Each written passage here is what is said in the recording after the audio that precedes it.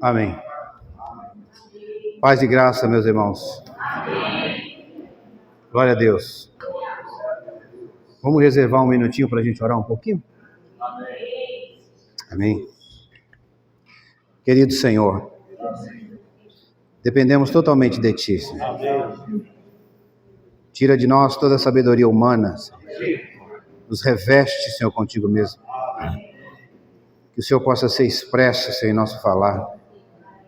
Seja o centro da nossa reunião, Senhor. Que possamos exibir a Ti mesmo, Senhor. Que possamos diminuir, Senhor. E o Senhor crescer em nós. Oh, querido Senhor. Obrigado por essa oportunidade. Estamos diante de Ti, Senhor. Diante da Tua igreja. Estamos compartilhando a palavra, Senhor. Queremos apenas ser um canal, Senhor. Que falar venha de Ti, Senhor. Senhor Jesus. Obrigado, Senhor, pela Tua igreja. Obrigado pelo dia de hoje. Obrigado por estarmos aqui, Senhor. Senhor Jesus. Louvado seja o Teu nome. Nós Te agradecemos em nome de Jesus. Senhor Jesus. Vamos abrir nossas Bíblias no capítulo 8 de Atos. Gostaria de ler junto com a igreja do versículo 1 até o versículo 8. A gente pode ler intercalado, as irmãs começam com 1, os irmãos do 2, a gente vai até o 8. Amém? Pode começar pelas irmãs? Naquele dia, derrubou-se grande perseguição. Os irmãos que tiverem a Bíblia, podem já ir lendo. Amém? E Saulo consentia na sua morte. Naquele dia, levantou-se grande perseguição. Outra igreja em Jerusalém. E todos foram dispersos pelas regiões da Judéia e Samaria. Alguns homens piedosos sepultaram o desejo e fizeram grande pranto sobre ele. Saulo, porém, assolava a igreja, entrando pelas casas e arrastando homens e mulheres, encerrava os lugares. Entre mentes, os que foram dispersos iam por toda parte, pregando a palavra. E desceram a cidade de Samaria, anunciava-lhes a Cristo. As multidões atendiam, unânimes, as coisas que Filipe dizia, ouvindo-as e vendo os sinais que ele operava. Pois os espíritos imundos Saíram gritando em alta voz. e muitos E houve grande alegria. naquela cidade. Glória a Deus. Aleluia. Amém. Irmãos, hoje nós vamos dar continuidade no estudo do livro de Atos. E com a graça do Senhor nós chegamos no capítulo 8. Né? Aqui é um divisor de águas aqui. Né? Nós vamos entrar numa outra fase do livro de Atos. E é interessante nós observarmos que as divisões de capítulos, infelizmente, às vezes nos impede de compreender a narrativa do texto. Quando você inicia o versículo 8, a primeira fase, e Saulo consentia com a sua morte, quem lê à primeira vista? Morte de quem? Quem é Saulo? Né? Então, para que a gente possa entender o capítulo 8, para quem inicia a leitura, nós já entendemos que nós estamos estudando o livro de Atos, mas quem abre a Bíblia no livro de Atos, cai no capítulo 8, a pessoa precisa voltar um pouco ao contexto para entender. Ele consentia com a morte de quem? Versículo 59 do capítulo 7 diz o seguinte: e eles apedrejaram a Estevão, que invocava a Deus, dizendo, eu estou lendo na 1611, King James, eu vou alternar aqui, viu? Mas pode deixar aí na João Ferreira de Almeida, dizendo, Senhor Jesus, recebe o meu espírito. E pondo-se de joelho, clamou em alta voz, Senhor, não coloques este pecado para que eles carregarem. E tendo dito isto, adormeceu. E Saulo consentia com a sua morte. Esse trecho faz parte do versículo 60 do capítulo 7. Os irmãos verem, tem algumas Bíblias que não tem a divisão de capítulos, você vai perceber que essa frase, ela está na parte de cima, e o versículo começa naquele dia. Então, irmãos, eu queria que ainda, dentro desse contexto de Estevão, nós tivemos várias mensagens, os irmãos discorreram várias mensagens sobre a vida de Estevão. E é interessante que a morte de Estevão, eu gostaria que os irmãos prestassem atenção nisso, que ela foi muito parecida com uma experiência do Senhor Jesus. Quando o Senhor estava na cruz, o que o Senhor disse, por exemplo? Em Lucas 23, 34, ele diz assim, ó, então disse Jesus, Pai, perdoa-lhes, porque eles não sabem o que fazem, né? Porque eles não sabem o que fazem. E repartindo as suas vestes, lançaram-lhes a sorte. É que a morte de Estevão, irmãos, ela pôde abrir uma janela de um grande acontecimento. Lembrando que tudo está dentro do arranjo soberano de Deus. E quando a gente olha para a morte de Estevão, quais lições nós aprendemos? É importante nós fazermos uma retrospectiva, porque daqui para frente nós não vamos mais falar de Estevão. Mas a morte dele, o martírio dele, o testemunho desse homem precisa ficar no nosso coração. O que nós aprendemos de lições com tudo aquilo que os irmãos falaram em 5 ou 4 mensagens, eu não me lembro agora. 6 mensagens. Eu separei 3 reflexões apenas. É muito pouco, né?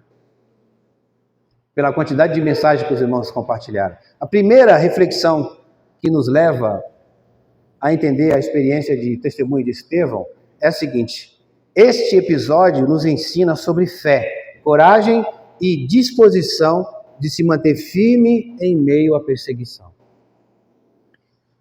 Ele se manteve firme em meio a tudo aquilo que estava acontecendo com ele. Ficou firme, que eu quero dizer, na questão do seu testemunho. Ele não arredou. Outra coisa que é importante nós aprendemos, a sua morte inspirou muitos a pregarem o Evangelho. Sim ou não? Sim.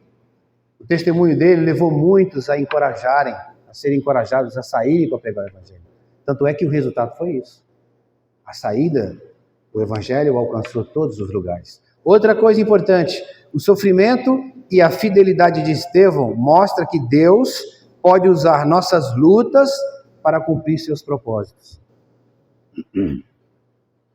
A experiência de Estevão, Deus pode usar essa experiência para cumprir o seu propósito.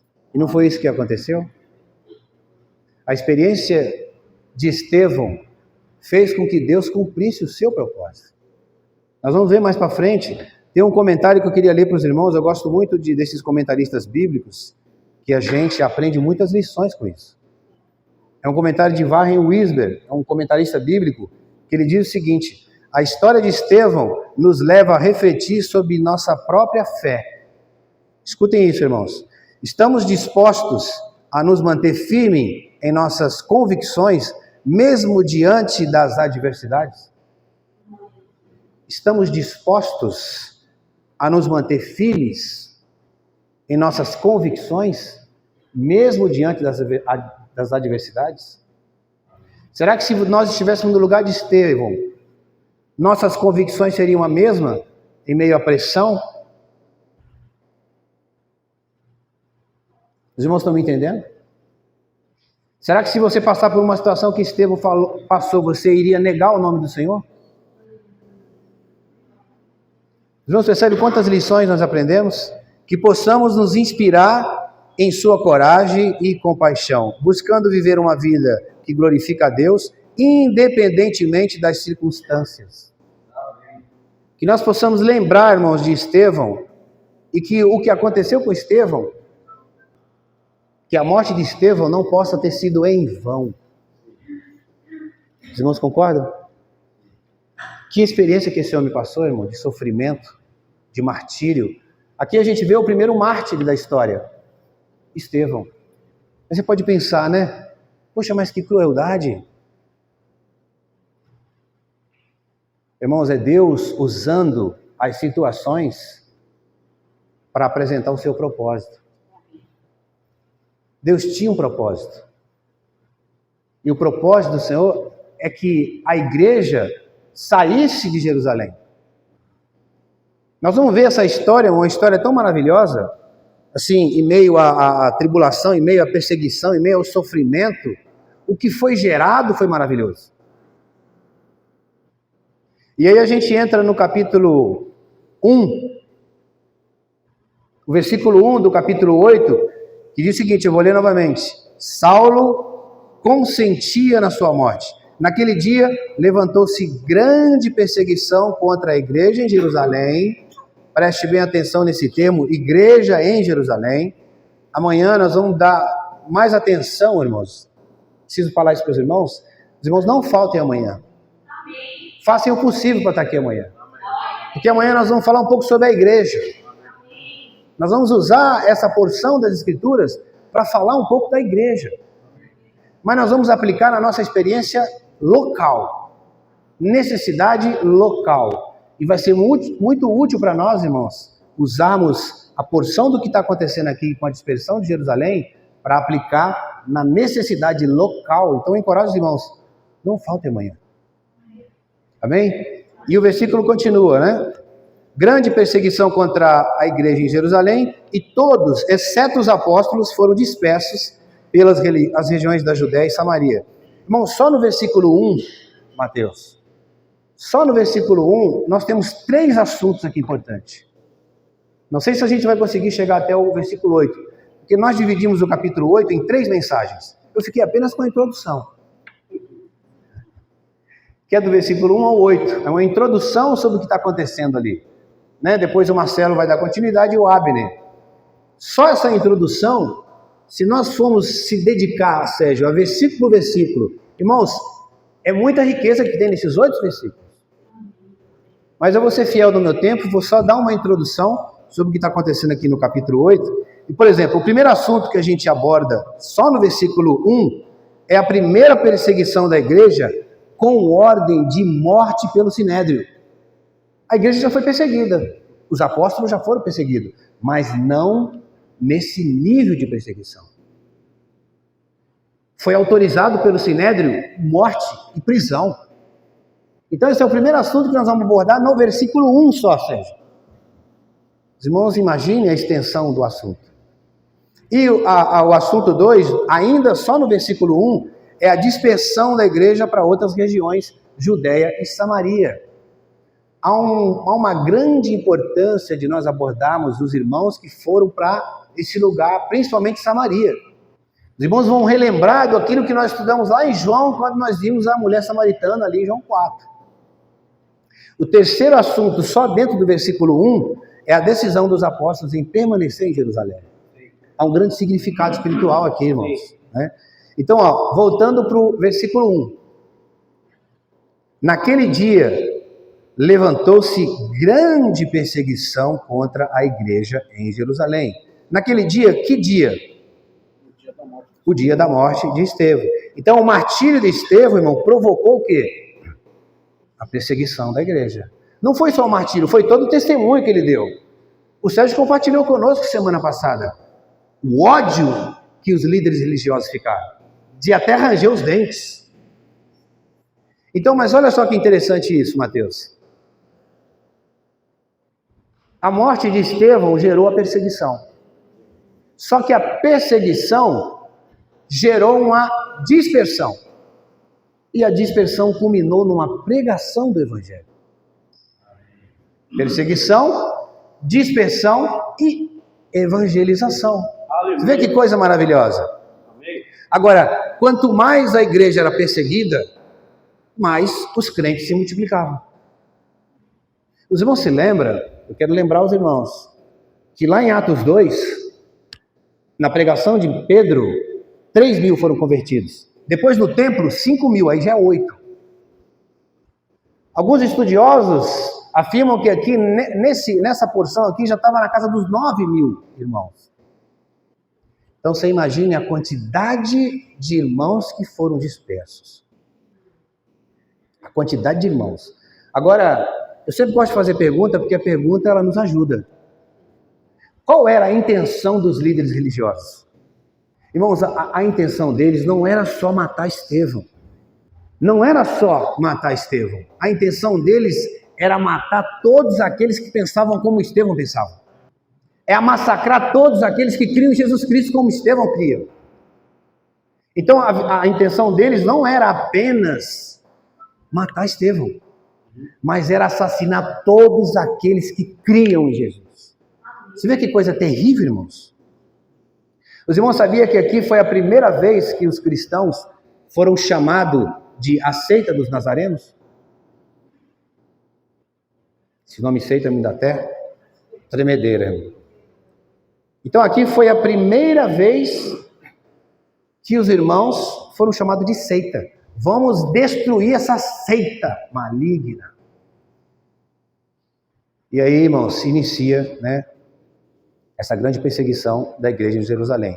Mas olha só uma frase de Tertuliano, é um dos pais da igreja. Olha só que rico isso, Sérgio. O sangue dos mártires é a semente da igreja. O sangue dos mártires é a semente da igreja. Quanto mais perseguição, mais a igreja se multiplicava. Mais os crentes se multiplicavam. Então o sangue dos mártires é a semente da igreja. Isso não é maravilhoso?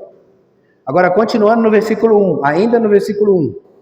E todos, exceto os apóstolos, foram dispersos pelas regiões da Judéia e Samaria. Eu quero levar os irmãos a fazer uma pequena reflexão. Por que os apóstolos arriscaram sua própria pele para ficar ali em Jerusalém, irmãos? Por que eles não foram junto com os demais? Os irmãos, vamos transportar nossas mentes lá para esse dia. Você imagina, 9 mil irmãos, nem todos se dispersaram. Muitos foram presos, muitos foram mortos. E quem vai cuidar desses irmãos? Quem vai ser o pastor que vai apacentar esses irmãos? Imagine a quantidade de viúva, a quantidade de criança que ficou sem pai.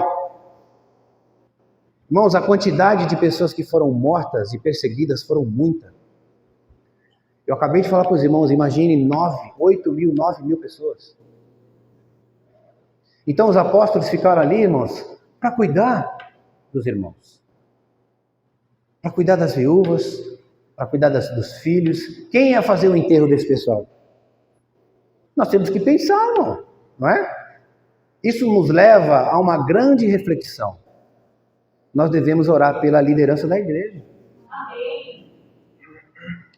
Porque muitas vezes, irmãos, os irmãos passam por muito sofrimento, muita perseguição, muita injúria, muita difamação, e muitas vezes esses irmãos abrem mão de muita coisa por causa do rebanho, por causa dos irmãos, para cuidar dos irmãos. Que o Senhor nos leve a estar orando por esses irmãos. Amém. Às vezes esses irmãos são acometidos de doença, muitas vezes doenças emocionais, físicas, por causa da igreja. Tudo, irmãos, cai nas costas desses irmãos. Nós precisamos tomar esse exemplo e nós devemos orar pela liderança da igreja. Irmão, não é fácil, a gente sabe disso. Não é? Então eles ficaram aqui para cuidar da igreja, arriscando a sua própria vida. Eles poderiam ser mortos, mas eles ficaram ali. Né? Isso não é interessante? Agora, ainda no versículo 1, Mateus, não acabamos do versículo 1 ainda. Finalzinho do versículo 1 fala, e eles foram dispersos para onde? Eles foram dispostos pelas regiões da Judéia e Samaria. Bom, isso aqui é resultado de uma profecia do próprio Senhor Jesus. Lá no capítulo 1, versículo 8, o Senhor Jesus fala, vocês vão receber poder ao receber o Espírito Santo, e vocês vão ser as minhas testemunhas, tanto em Jerusalém, como na Judéia e Samaria, e até os confins da terra. O Senhor já havia predito que isso iria acontecer. Não é isso? Isso está lá no versículo 8 de Atos 1. Agora, tem uma coisa, irmãos, que nós precisamos compreender nessa transição. Até o capítulo 7 de Atos, nós vamos ver uma igreja judaica. Uma igreja judia, judaica. E o capítulo 8, ele é uma dobradiça. Por que uma dobradiça? Porque esses irmãos foram dispersos para Samaria. Eu vou me deter nessa cidade de Samaria, também para a Judéia. Mas aqui havia um povo misturado. Uns era misturado com judeu e gentios. Então era uma mistura de judeus com gentios. Então o que acontece, irmãos? Isso é interessante. Então aqui abre-se uma dobradiça. E quando chega no capítulo 9, a igreja é gentílica. Do 1 ao 7, a igreja é judaica. Só judeu. Há uma dobradiça no capítulo 8 por causa dessa expansão desses povos que se misturaram. E quando nós vamos chegar no capítulo 9, a igreja é uma igreja judílica. Olha que coisa maravilhosa isso, né? Senhor Jesus, o Senhor nos ajude a entender, irmãos, essa introdução do capítulo 8 de Atos. E quando a gente fala de Samaria, por que é importante nós entendermos essa região? Amanhã nós vamos falar muito sobre isso, irmãos. O Senhor me deu uma luz aqui tão grande, irmãos, estudando isso, que eu quero dividir com os irmãos. Quando a gente olha para Samaria, você olha para o estado de Israel, você vê o sul, o reino de Judá, lá embaixo. E você olha para cima, lá no norte, você vê o reino do norte. Os irmãos lembram, quando nós estávamos estudando João 4, quando houve a divisão dos reinos, a Síria invadiu o reino do norte. E o que aconteceu ali? Esses povos sírios, eles se misturaram com os judeus. E ali gerou os samaritanos. E os samaritanos não se dão bem com os judeus. Até hoje, isso acontece, irmãos. Palestino com os israelenses, eles não se dão bem. Isso é resultado da história. Então, houve aqui uma separação. Então, quem é agora os israelitas? Quem é o povo de Deus? Judeus. É só o reino de Judá. O reino do norte ficou misturado, ou seja, já não é mais um povo puro. Que coisa tremenda. Agora, por que eu estou falando de Samaria, Sérgio? Porque nós podemos confundir Samaria com um estado e uma cidade. São Paulo, qual a capital de São Paulo? São Paulo. Samaria é a mesma coisa. Ela é uma região e também é uma cidade. Existia ali a cidade de Samaria como capital de Samaria. Então, amanhã, irmãos, nós vamos usar muito esse exemplo para nós falarmos com respeito à igreja. A igreja em Samaria. Então, os irmãos, não esquecem, viu, Sérgio? De estarmos aqui amanhã para nós entendermos. Eu vou até pular esse assunto, porque eu vou deixar isso aqui para amanhã, os irmãos ficar aguçados para nós estarmos aqui amanhã. Pulando para o versículo 2, os irmãos aí do YouTube me perdoem, eu vou dar esse pulo aqui, mas amanhã nós vamos estar aqui de novo falando sobre esse assunto. Porque se eu for falar hoje, não vou conseguir falar amanhã, né, Sérgio? Então eu vou pular para o versículo 2. Versículo 2 fala: alguns homens piedosos sepultaram Estevão e fizeram grande pranto sobre ele. Irmãos, eu estava pensando em casa esses dias, né? Quando a gente olha para o capítulo 8, o tema geral é a perseguição à igreja de Jerusalém.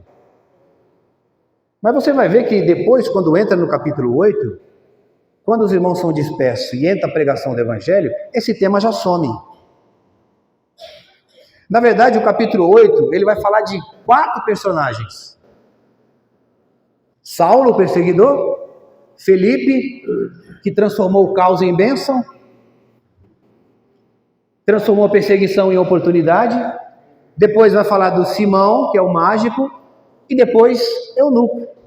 Os irmãos percebem? São 4 homens que aparecem principais nesse capítulo 8. E muitas vezes a gente está muito preocupado com o tema geral, a perseguição.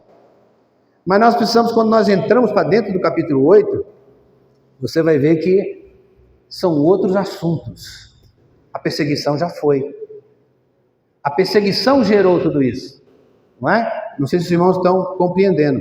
Agora, quando a gente lê esse versículo 2, quem são esses homens piedosos? É importante também, irmãos, como nós a nossa abordagem é uma abordagem expositiva, nós não podemos deixar escapar nada do versículo. Quem são esses homens piedosos? Esse termo piedoso, homem piedoso, se refere a um judeu. Por que o judeu? Olha só um exemplo, vou dar para os irmãos um exemplo. Atos 2:5 fala assim: ora, estavam habitando em Jerusalém judeus, homens piedosos, vindos de todas as nações debaixo do céu. Por que é importante nós frisarmos isso aqui? Porque era um judeu. Na lei judaica, não se podia fazer o enterro de um homem apedrejado. E esses homens eram considerados homens piedosos. Homens que estavam com o coração aberto para ouvir o Evangelho.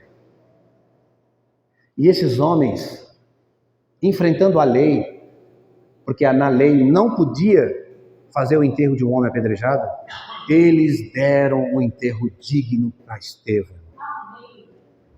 Com certeza, aqui sou eu falando, com certeza, eles ouviram a pregação de Estevão.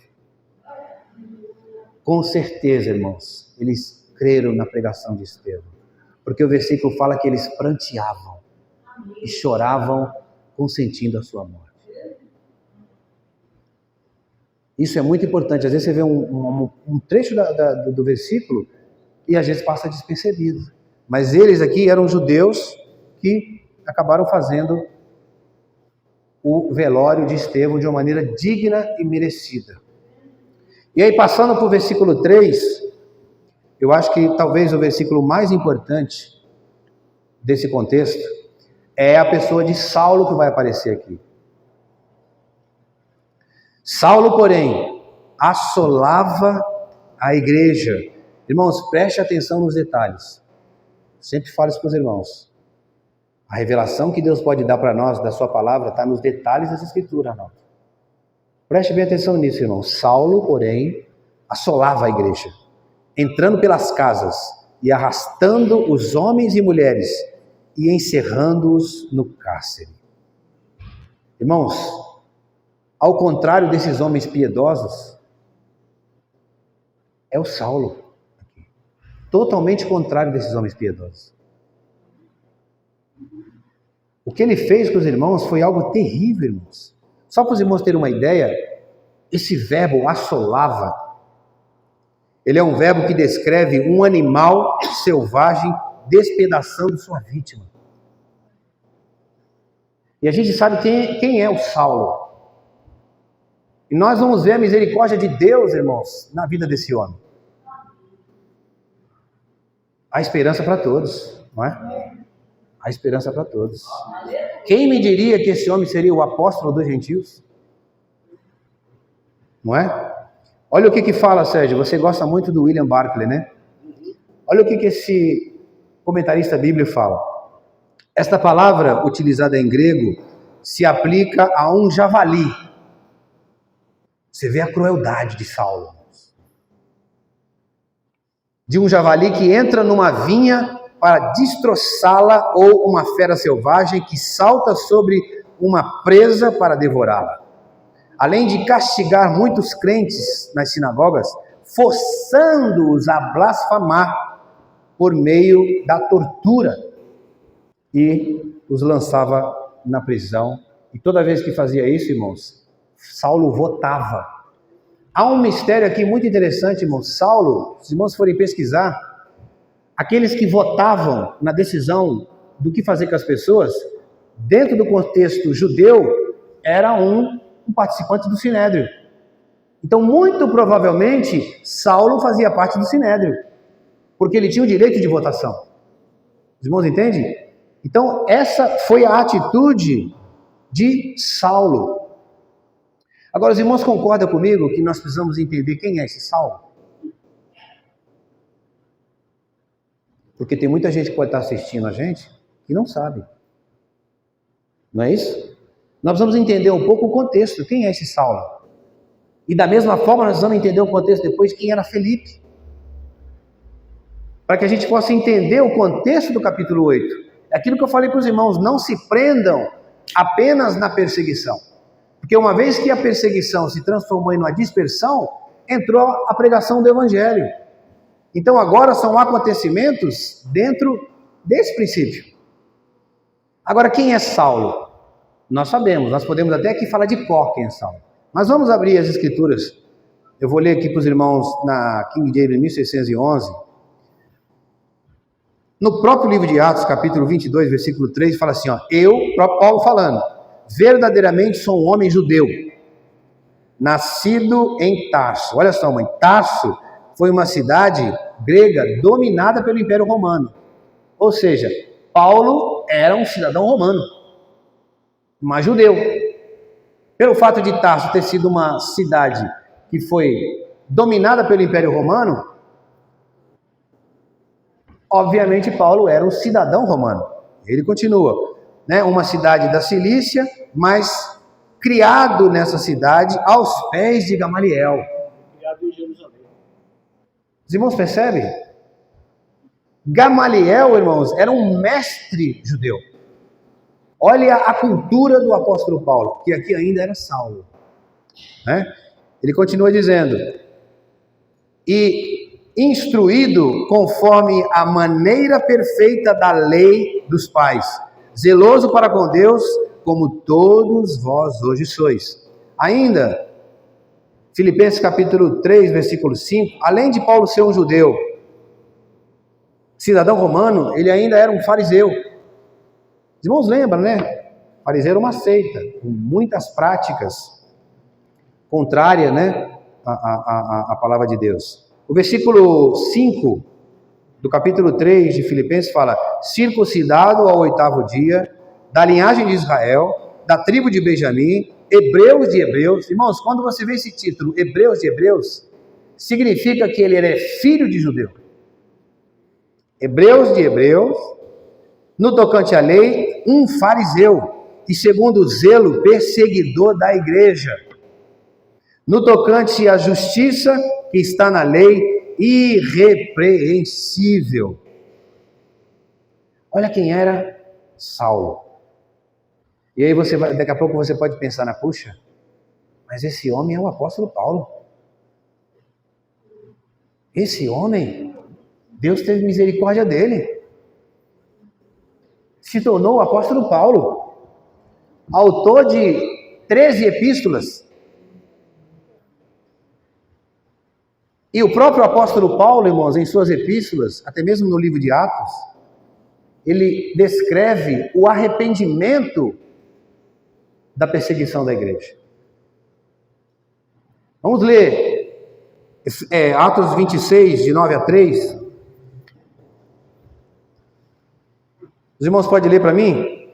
Na verdade, a mim me parecia que muitas coisas devia eu praticar contra o nome de Jesus, o Nazareno.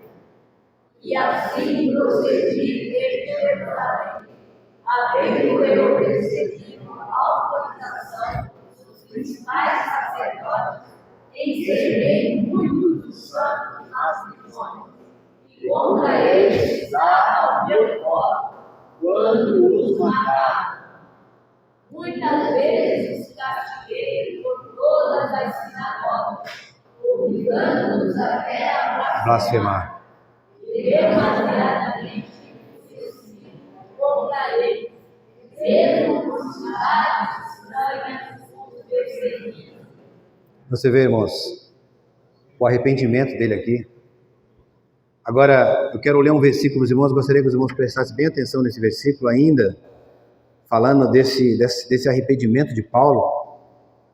Eu vou ler para os irmãos na versão 1611, fala assim, ó, dou graças a Cristo Jesus, nosso Senhor, que me deu forças e me considerou fiel, designando-me para o ministério. Que ministério? Apóstolo dos gentios. Mesmo em toda a situação de Saulo, Deus me considerou fiel ao ministério. Versículo 13, a mim que anteriormente fui blasfemo, perseguidor insolente, mas alcancei misericórdia. Aleluia. Porque eu fiz na minha ignorância, na minha incredulidade. Contudo, a graça de nosso Senhor transbordou sobre mim, juntamente com a fé e o amor que estão em Cristo Jesus. Veja o reconhecimento de Paulo aqui, irmãos. Eu fiz isso por causa da minha ignorância. Eu fiz isso por causa da minha incredulidade. Mas a graça de Deus me alcançou. Mesmo eu sendo um perseguidor da igreja. Mesmo, os irmãos percebem que aqui ele já reconhece os irmãos como santos. Já não é mais a seita dos nazarenos. Aqui Paulo já reconhece que eram os irmãos em Cristo. E quantas vezes, irmãos, a gente precisa refletir, né? Não adianta você só falar de experiência, mas a gente não refletir para a nossa experiência atual. Quantas vezes a gente não comete erros por causa da nossa ignorância? Por causa da nossa incredulidade? Quantas vezes nós não cometemos erros por causa da nossa incredulidade? Por causa da nossa ignorância? Só que o versículo 14 fala: contudo, a graça de nosso Senhor Jesus transborda sobre mim. Aleluia. Irmãos, o que esse homem fez com a igreja? Terrível. Jamais nós pensaríamos que esse Saulo seria o apóstolo Paulo. Jamais fosse para escolher. Misericórdia. Mas Deus, irmãos, é aquilo que nós lemos aqui. Deus, ele vê a oportunidade. Você vai ver como vai ser rico quando entrar no capítulo 9. Olha o que Warren Wiersbe fala sobre essa experiência de Saulo. Ele fala assim, ó, Saulo de Tarso, um dos personagens mais intrigantes da Bíblia.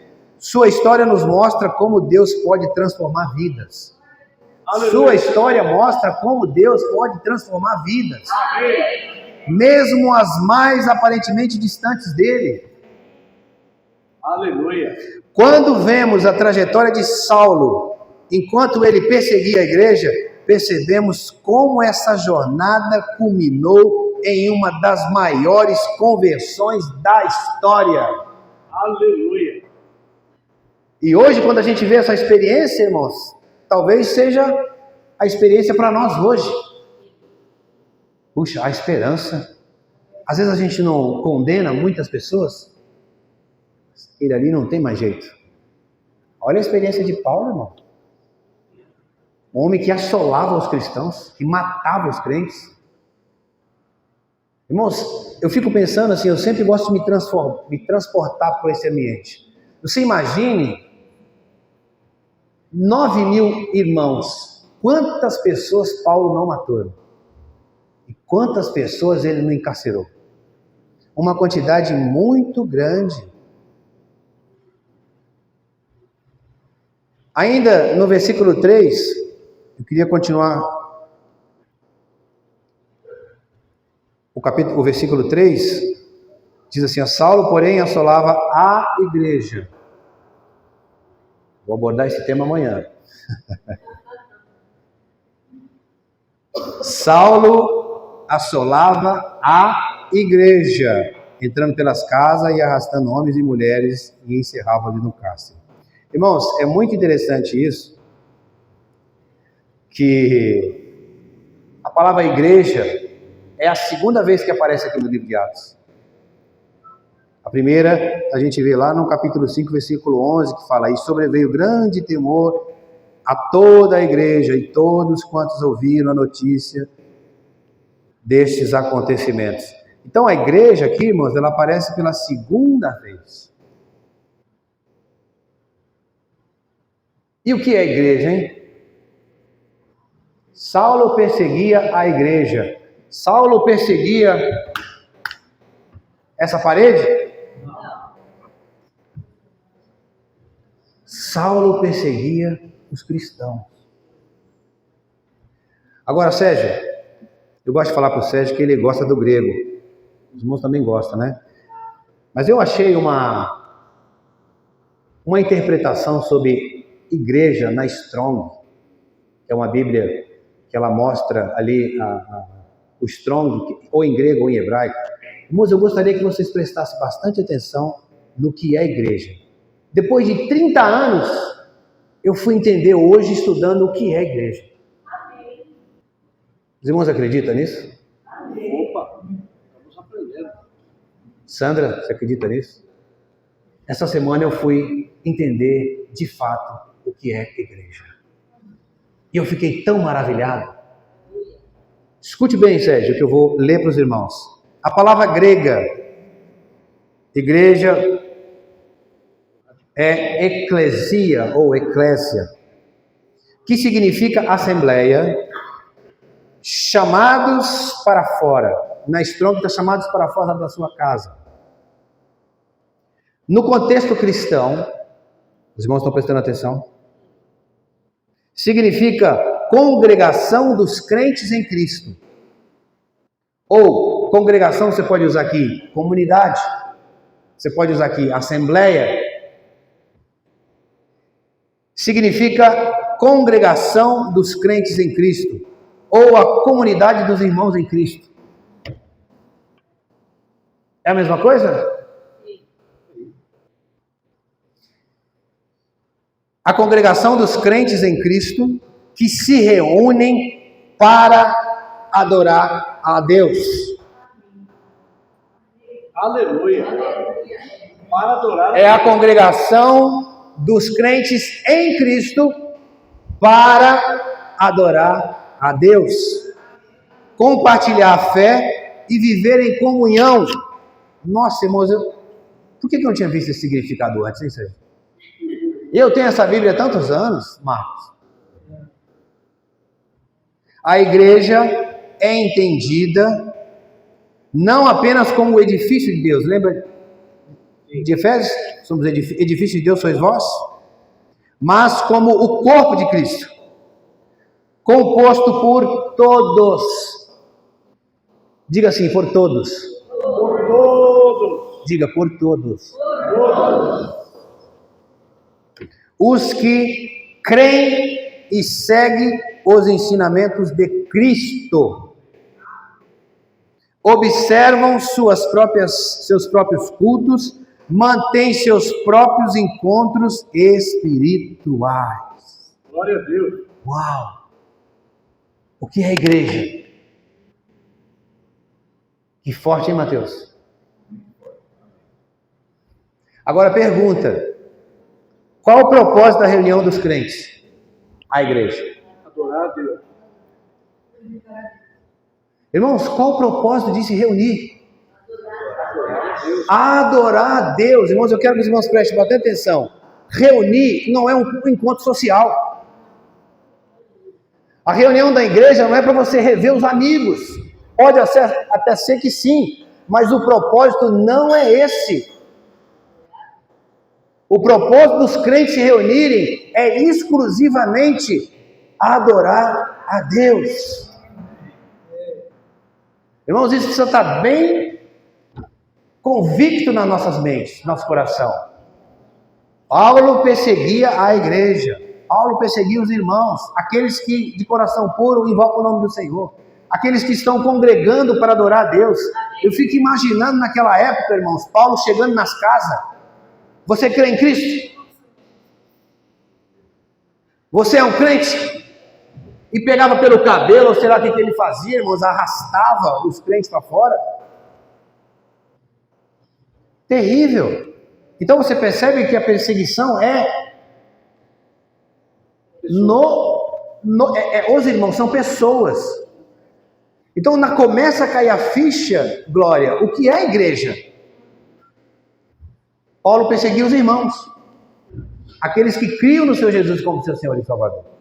Outra pergunta: qual o tipo de encontro dos cristãos? Qual é o tipo de encontro dos cristãos? Observam seus próprios cultos e mantêm seus próprios encontros espirituais. Nosso encontro é extremamente espiritual. Amém. A reunião é para adorar a Deus e o nosso encontro é espiritual. Irmãos, isso é igreja. Aleluia. Os irmãos conseguem entender?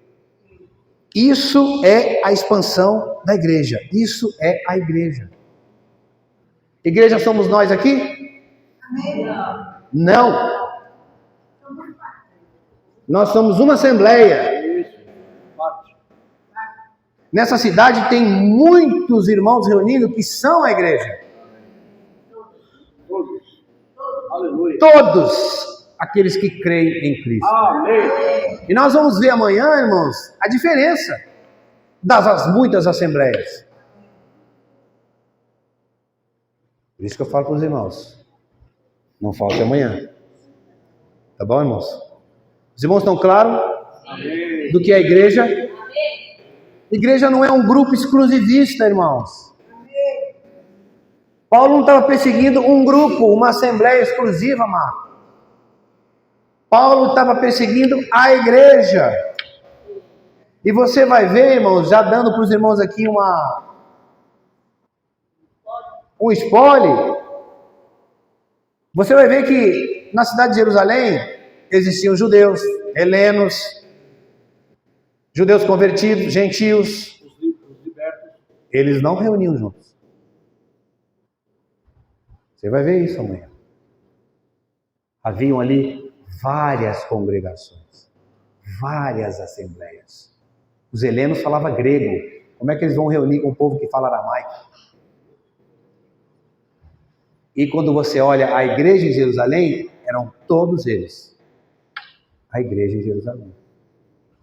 Versículo 4. Acho que eu não vou conseguir chegar até o 8 não, viu Sérgio? Versículo 4. Irmãos, leem para mim, por favor, do capítulo 8. Entremente, os que foram dispersos iam por toda parte, pregando a palavra. Veja, irmãos, aqui a perseguição acarretou grande dispersão, né? E a comissão foi cumprida através da perseguição. E é interessante nós percebermos isso, irmãos, que a perseguição, ela não é um acidente de percurso. Não é um acidente de percurso. Olha só, mas estava dentro do propósito de Deus. Mesmo quando a igreja é perseguida, Deus continua no controle. E é aqui que entra, irmãos, um segundo personagem, que é Filipe. Os irmãos lembram quem era Filipe? Os irmãos lembram que Filipe foi um dos 7 escolhidos lá no capítulo 6? Sim. Irmãos lembram? Sim. Homem de boa reputação, cheio do Espírito Santo e de sabedoria. Então, esse homem, irmão Filipe, foi ele responsável por essa evangelização em Samaria. E ali Filipe se deparou com vários tipos de pessoas. E Filipe fez ali, irmãos, uma grande obra em Samaria. Uma grande obra. John Stott, ele fala o seguinte, ó: não pode haver evangelização sem o evangelho. Não pode haver evangelização sem o evangelho. O evangelho é uma pessoa. Não pode ter evangelização sem a pessoa do evangelho, que é Cristo. Aleluia. Uma vez que a evangelização cristã pressupõe as boas novas de Jesus Cristo, a evangelização eficaz se torna possível apenas quando a igreja recupera o evangelho bíblico. Aleluia. Irmãos, eu vou ler de novo esse trecho para vocês. Ó. A evangelização eficaz se torna possível apenas quando a igreja recupera o evangelho bíblico e a confiança em sua verdade, relevância e poder. Não é apenas evangelizar, mas você tem que levar a pessoa do evangelho. Sem Cristo não há evangelização. Então Filipe, irmãos, em primeiro lugar, eu quero que os irmãos percebam isso. Filipe, ele não só pregava, as pessoas só ouviam. O versículo que você vai ler, do versículo 5, 6, 7 até o 8, as pessoas viam o que ele fazia. Viam o testemunho de Filipe. Não é só as pessoas ouvir o que você está falando, mas a pessoa precisa ver o que você está fazendo. As pessoas estão nos vendo. As pessoas sabem quem é o Abner. As pessoas sabem quem é o Mateus. As pessoas sabem quem é o Emerson. Então as pessoas, elas estão nos observando. Você já imaginou? Uma vez eu pensei comigo, quando os irmãos saíam para pregar o evangelho, abrindo uma aspa aqui, eu morria de medo, irmão. Sabe por quê, irmãos? Eu trabalhei numa empresa como líder, 25 mil funcionários. E eu era muito ruim. Eu cumpria meu papel. Os caras não trabalhavam, Você imagine eu pregando o evangelho com um cidadão desse. O cara vai olhar para mim e falar: ô, tu não é crente não, rapaz. Sai para lá. Os irmãos entendem como o evangelho, a evangelização, ela tem que estar de acordo com o nosso testemunho? Não que eu dava mau testemunho, não é isso. É que eu cumpria meu papel de líder. Não trabalhava, eu dava gancho. Não trabalhava, eu mandava embora. Então, eu cumpria o meu papel. Agora, imagine, irmãos, a gente pode dar exemplo de todas as coisas. Nós estamos falando agora da questão da pregação do evangelho. Quero encorajar os irmãos. Abrir uma aspa aqui. A igreja precisa se envolver com isso, irmão. Nós vamos ter uma palestra dia 9. Está aqui o nosso irmão Sérgio, que já está preparando a palestra. E dia 2, nós vamos sair para entregar os convites. E se Deus der a oportunidade da gente orar para as pessoas e pregar Cristo para elas, nós vamos fazer. Outra coisa, não se sintam forçados a fazer isso. Tá certo, irmão? Nós não estamos mais naquele sistema. Os irmãos se sintam naturalmente. Quem tem o encargo de realmente abordar as pessoas, ama as pessoas, tem esse sentimento no coração, irmão, estejam aqui dia 2. Porque nós vamos entregar simplesmente. Depois o Sérgio vai dar um treinamento para os irmãos aí. Então ele tem esse milindre de como abordar as pessoas. Então eu quero encorajar os irmãos. Dia 9 nós temos uma palestra de pregação do Evangelho. Dia 2 nós vamos sair com esses convites. Então é uma oportunidade da gente estar junto. Então eu vou ficar por aqui, né? Os irmãos que querem a continuidade dessa mensagem, que é a introdução do capítulo 8 de Atos, falando dessa perseguição da igreja, dessa dispersão dos irmãos, que culminou na pregação do Evangelho, e aí você entrou agora na experiência de Filipe. O Marcelo ainda vai continuar compartilhando sobre as experiências de Filipe, depois o Abner também. Então o capítulo 8, irmãos, ele é completo. Então, do 1 ao 8 é só uma introdução do que realmente vai acontecer no decorrer do versículo. Tá bom, irmãos? Amém. Então os irmãos podem fazer pequenos grupos. Aleluia. Ruminar um pouco.